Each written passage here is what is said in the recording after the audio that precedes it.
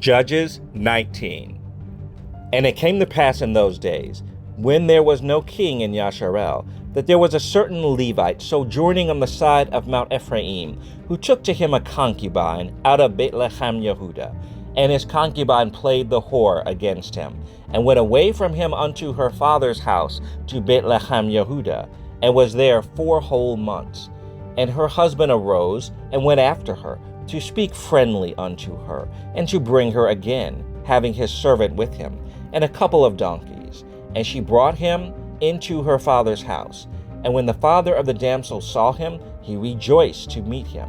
And his father-in-law, the damsel's father, retained him, and he abode with him 3 days. So they did eat and drink and lodge there.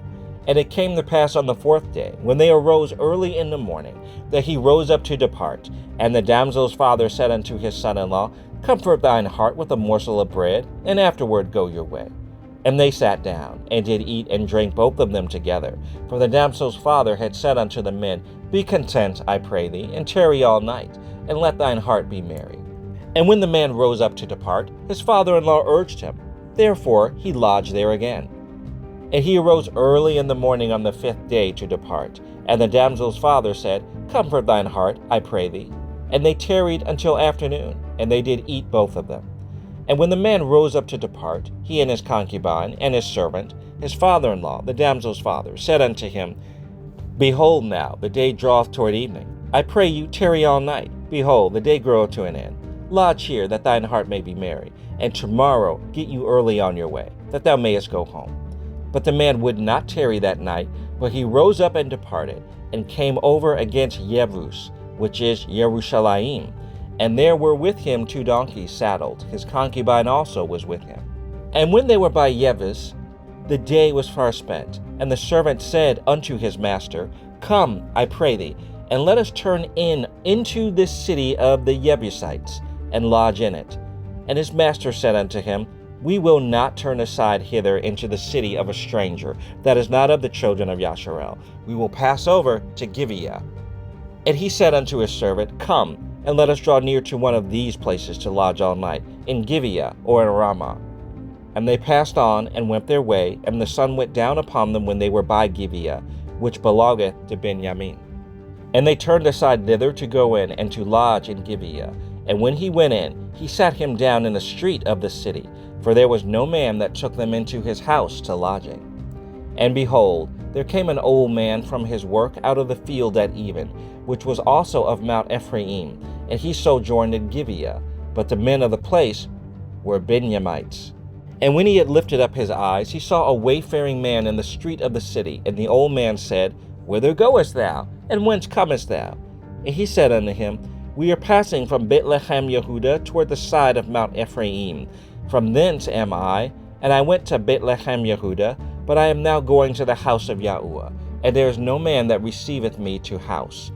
Yet there is both straw and provender for our donkeys, and there is bread and wine also for me, and for thy handmaid, and for the young man which is with thy servants. There is no want of anything. And the old man said, Peace be with thee. Howsoever, let all thy wants lie upon me, only lodge not in the street. So he brought him into his house, and gave provender unto the donkeys, and they washed their feet, and did eat and drink. Now as they were making their hearts merry, behold, the men of the city, certain sons of Belial, beset the house round about, and beat at the door, and spake to the master of the house, the old man, saying, Bring forth the man that came into thine house, that we may know him.